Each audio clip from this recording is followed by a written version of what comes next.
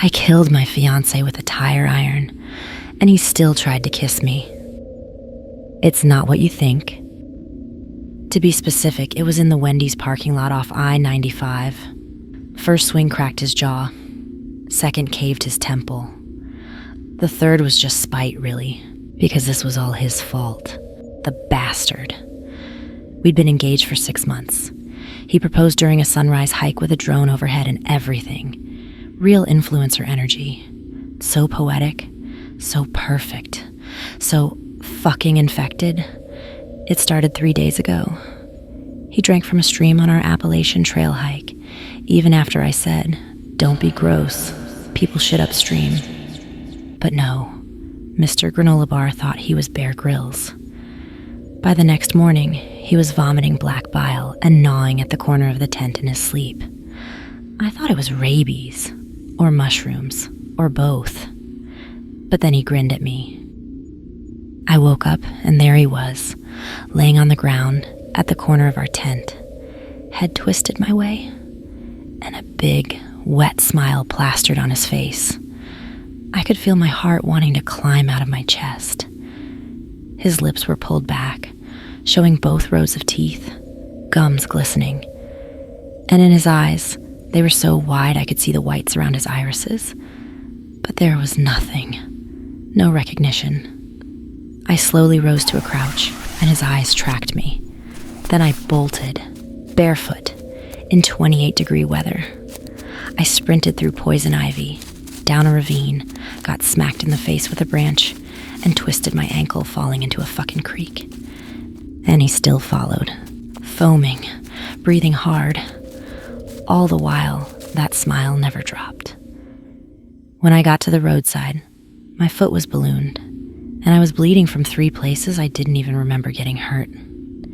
I waved down a pickup truck with a driver named Dale. Good old Dale. He gave me socks and a Dr. Pepper and told me to sit tight while he called it in. My fiancé caught up 5 minutes later, slid across the hood like a linebacker on bath salts, and dragged Dale down as he was on the phone. I scrambled to find keys. Nothing. Nowhere. Then a bloodied hand slapped the window. I spotted a tire iron on the floorboard, grabbed it at the same time I flung open the door and ran again. The Wendy's parking lot was the first open space I found. I could hear his feet slapping the asphalt behind me. I turned, he lunged, and I met him with a scream and 3 pounds of steel fury. He dropped, his head popped. The smell was like burnt copper and shit stew, but his mouth, it was still smiling. That's when I knew this wasn't just a stomach bug. This wasn't rabies. This was a virus that liked to play with its food. I smashed a window and stayed the night in the Wendy's. Grabbed a few knives and barricaded the office door with chairs. Ate ketchup packets and cried, because what the actual fuck? I stayed there while the wind howled and dragging noises across the pavement stopped. And in the morning, he was gone. No blood trail, no corpse, just a bite-shaped bruise on my shoulder and his engagement ring sitting on the counter by the frosty machine. I've been running ever since. Town to town, road to road. Every time I think I'm safe, I see it. The smile. Sometimes on a stranger at a gas station, sometimes on a kid peeking out behind trees, sometimes in the mirror. Because here's the thing, I haven't been feeling well.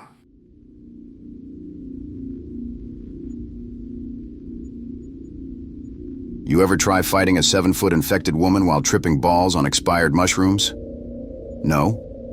Just me? Look, I didn't mean to take the shrooms. They were mislabeled, all right? Thought they were painkillers. The end of the world found me vomiting on stage, holding onto a brass pole named Destiny for dear life. To clarify, that was her stage name. Real name was Rhonda. She was shiny and sat dead center in the middle of the strip club. I'm one of 2 bouncers at this club, and tonight was my shift. Lucky me. The outbreak hit hard and fast. 1 minute I was busting into a bathroom to break up what I thought was a fight. Next thing you know, half the club was sprinting around half naked, foaming and chewing through doors like meth-fueled termites. Problem was, I was drunk. Again. Also, I was bleeding from a bite on my calf that may or may not have come from that frat bro who'd just eaten his date in the men's room. So yeah, bad decisions all around. But I had a plan. Kinda. The back of the club had a panic room, blackout curtains, bolt locks, and critically it had liquor. Bad news? There were crazy fucks trying to eat my face. That's when I heard it. Boom. It was Big Mama, or that's what we called her.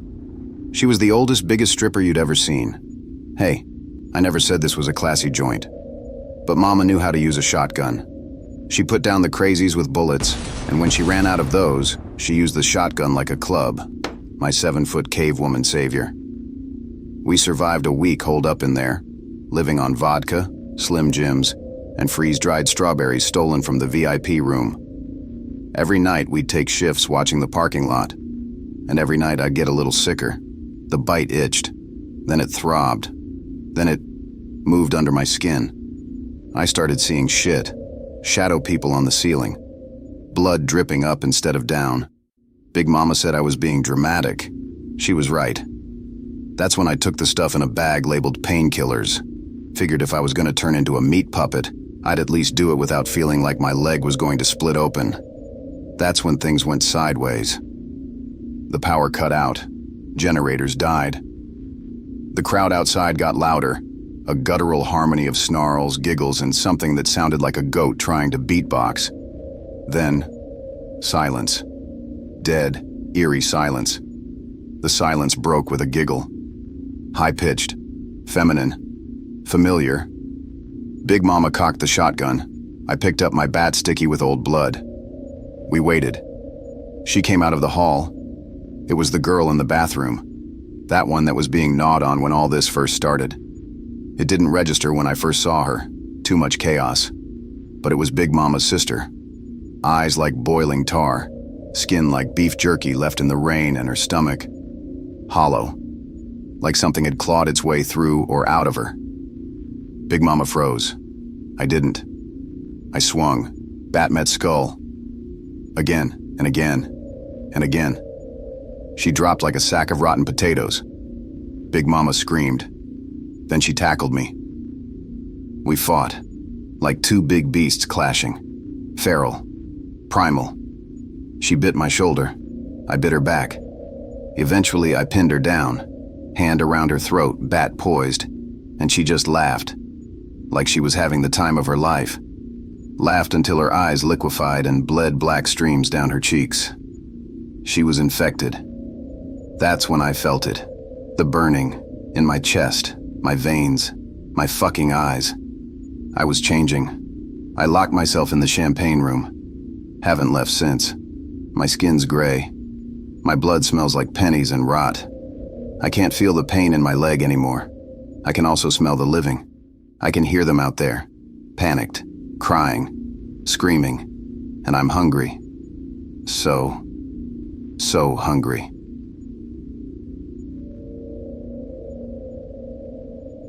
The first time I killed a man, he was trying to tongue punch my eye socket. And I gotta admit, I didn't hate the power trip. I was 2 margaritas deep on a rooftop pool party when the sky turned a burnt orange. At first, I thought it was one of those weird spring thunderstorms. Then a guy jumped off the 15th floor across the street, red mist trailing behind him. The end of the world had officially RSVP'd, and she was a bitch. Let me back up. I'm an event planner. Birthday parties, raves, bachelor weekends, you name it, I've wrangled it. The last job I ever booked was a corporate retreat in the Hollywood Hills for a crypto startup company full of walking red flags wearing khakis. The bass from the DJ was so deep I could feel it in my chest. But that was normal when you're a party planner for the elite. We were an hour into a trust fall in tequila exercise when I noticed the pool. It wasn't just murky with spilled drinks and too much makeup anymore. It seemed too thick. Splash.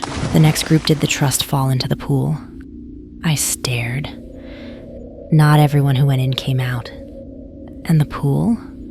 It was looking grosser by the second, like a pot of stew. I looked around to see that people were still dancing, but something was wrong. Some of them were peeling. I mean, literally, skin sloughing off like sunburn sheets. One girl, on a chaise lounge, left a full imprint of her back on the cushion when she stood up, like a fucking meat stencil. As if someone flayed her back and casually set it out like a towel drying. I stood there trying to unfuck my brain. No one was screaming or running or afraid. Nothing. It was surreal. That's when the guy who'd been trying to brag about his $9 billion yacht stumbled over to me. Shirtless, smiling, soaked in sweat, and what looked like smears of blood. He was slurring his words, so I really couldn't understand him. Not that I was trying to. And it hit me then. Someone must have fucked with my drink. I'm just ripped out of my mind. I almost laughed with relief. This was one fucked up trip. I started to walk away. That's when he reached for me, and his fingertips came off on my arm like wet stickers. Holy fuck. I wanted to throw up, but I saw he kept coming at me. The skin on the left side of his face looked like it was coming loose. He opened his mouth. I screamed and shoved him. He fell back and splashed when he hit the ground. Not thudded. Splashed. I stepped back. His blood was on my sandals. This was real. The party was still going, but the DJ was gone. The speakers were gurgling some staticky party mix. The assistant for the crypto company was devouring her boss's arm like it was a rotisserie chicken, sobbing and apologizing between chews. Her lips were gone, just slick gums and glitter. I started backing up. They were all insane, but the ones still together were worse. The flesh wasn't falling off them. It was melting and hardening into this thick, rubbery hide. Like their skin had figured out that the apocalypse meant business and decided to armor up. And that's when the fighting started. One of the survivors, some wannabe music producer with a trust fund complex, lunged at a girl in a mesh dress, bit straight through her collarbone, came back with a mouthful of meat and a chunk of green hair. She shrieked, then laughed, like she liked it. They weren't just fighting, they were eating each other. Some of them gorging, others screaming, others just jerking and twitching like broken puppets. Stupidly, my party planner brain went to event names. Flesh Rave, Cannibal Carnival. I ducked behind a couch as a brawl broke out between a guy with no lips and a girl whose acrylics had hardened into clawed bone talons. He won, barely, then turned and started gnawing on his own wrist like it was jerky. I swear he looked proud of himself, like he just unlocked an achievement.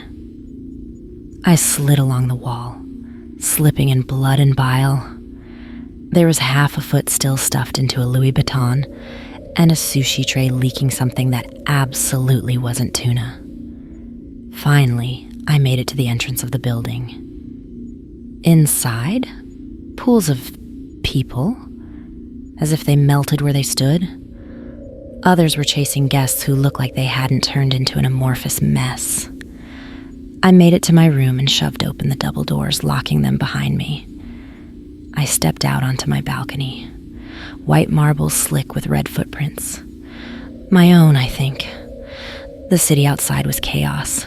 Screams echoing like sirens. Smoke rising in oily pillars. Helicopters doing death spirals. I looked down at the madness and realized something true and terrible. The world wasn't ending. It was just changing, becoming something new. And me? I wasn't scared anymore. The crunch of bone and pop of joints only stopped when I realized I was chewing on my own fingers. Didn't even remember starting. I let my hand fall back to my side, and I knew I'd be just fine. Time to party. I turned and ran. The The trick to surviving the apocalypse is simple. Keep moving, keep your head down, and never, ever, pick up hitchhikers covered in someone else's face. I used to haul freight between state lines and roll joints in the sleeper cab. Not at the same time. I wasn't completely reckless. When the outbreak hit, I was on Route 57 hauling 10,000 pounds of toilet paper, half a tank of diesel, and a gun I stole from a biker named Vince who swore he'd find me and eat my balls. Turns out, Vince didn't make it, but something else did. I call it the bleed. Whatever the virus is, chemical, spiritual, alien, doesn't matter. What matters is this: it changes people. Doesn't just rot them. Doesn't just make them eat you. It opens them. Emotionally? Nah. Physically. You ever see a guy split open from collarbone to pelvis and still walk like his ex owes him money? I have. His name was Jerry. He used to work at a truck stop. Now he wears his liver like a fanny pack. Anyway, day 19. I was trying to make it from Pine Junction to a survivor compound in Carson. Only 30 miles. Easy, right? Wrong. Roads lined with overturned semis, burnt-out school buses, and a pack of things that looked like what you'd get if a toddler tried to build a person out of raw meat. I'd been hearing rumors about something worse, though. Not infected, not human. Something that not only hunts us, but hunts the hunters. They call it the faceless. It walks like it's dislocating every bone with each step, smiles like it's trying to remember how, and wears its victims' faces. About 10 miles in, figured I'd stop. Grab supplies, stretch my legs, maybe shit in a bush. I pulled into what used to be a rest area. Now, looked like a death metal album cover. I grabbed my bat, jumped down, and as soon as I shut my door, I saw her. A woman in the middle of the lot. Kneeling, hair soaked red. I froze. How the fuck did I miss seeing her? She looked up at me with eyes that didn't blink and whispered, "Don't move." Before I could say, "What the actual fuck?" she stood up and started walking my way.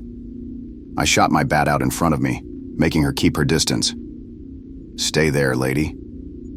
It was the only way. I stood there confused, but I also wasn't trying to have a conversation with her, so I started backing up slowly. It was the only way. He said it was the only way I could leave. Her hand stretched out and I realized she was holding something. She placed it on my bat. A cloth? Paper? Before I could figure it out, she ran into the woods screaming. It was the only way! That's when it registered. I looked back down at it flapping in the wind, hanging off the end of my bat. It was a face. A fucking face. I got my ass back in the truck. Next 15 miles were carnage. And not just because my mind kept wandering back to that face with the jagged edges hanging off my bat. I saw a transit bus with one of those split-open ones feasting on whatever poor bastard it caught. Must have been recent. It was still twitching. Saw a naked man covered in road flares yelling about the rapture as he danced in front of a burning cop car. I shook my head. Whole world went to shit. Night came down like a sack of wet cement. Headlights flickered off twisted mile markers and abandoned cars, corpses with wheels. I was halfway through a gas station burrito I scavenged 2 days ago when I saw it.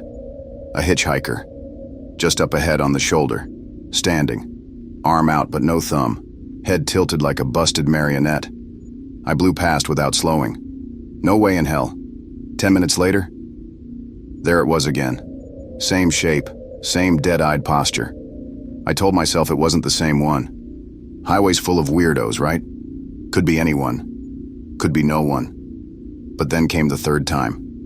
This time it turned its head as I passed, and I saw it. Her face. Just like the flayed face at the end of my bat. It was unmistakably hers. The woman in the parking lot. Eyelids and mouth drooping off like candle wax. Something in my chest curdled. I pressed on the gas a little harder. I needed to get to that compound in Carson, fast. I went a whole 30 minutes without seeing it again. And then the engine died. Just coughed and went cold. Fuck. Lights out. power gone. Only thing working was my heartbeat going nuclear. The faceless thing came in front of the truck, not walking, crawling. I watched limbs bending the wrong way, joints rotating like it forgot what elbows were, bones snapping wetly as it stood, tall and all kinds of wrong, and walked right up to the truck. Fuck. It skittered up the hood like a spider pressing its leech-slick mouth to the windshield. It didn't wait. It slammed its head, then its arms on the windshield. The bang was so loud my ears rang. I did what any reasonable man would do. I screamed. That threw that gangly bitch into a frenzy, and it beat my windshield again, punching a hole through the glass. It was trying to pull the windshield out of the way, and I knew, without a doubt, it was getting in. That's when I remembered my glove box. I fumbled for the detonator I rigged into it, made from road flares, 3 spray cans, and the last stick of dynamite from Vince's party box. Lit the flare, slammed the glove box, hit the detonator and dove out the side. Boom! The blast turned the trailer into a sunburst of fire and shrapnel. The faceless thing shrieked, a sound like boiling meat and snapping bones. Then everything went white. I woke up coughing soot and blood, flat on my back. A long splintered rib, not mine, jutted out of my chest. Curved, blackened, cooked. I did it. I was dying, the rib in my chest would see to that. But I still smiled. I killed it first, and that's all that mattered. I let my head fall back and was grateful for the release. But I didn't die. I opened my eyes again to the sound of breathing. Not mine. Not human. A wet, raspy wheezing was coming from me. I stood then. No pain. Not anymore. I pulled the rib from my chest and it came out with a slurp. That's when I noticed my hands. Fingers long, knotted. Veins black snaking under my skin. I laughed and that came out as a wheeze, and I knew then, the faceless don't die. I started walking. Because I gotta get to Carson. Fast. Thanks so much for listening. If you haven't already, tap that little notification bell so you never miss a new story. I do my best to drop stories every Sunday and Wednesday. If you have a story idea, a creepy scene, or a twisted element you'd love to hear, send it my way at holdyourbreathstories@gmail.com or drop a comment below. I'd love to hear from you. Your support means the world, and I appreciate every single one of you. Well, until next time.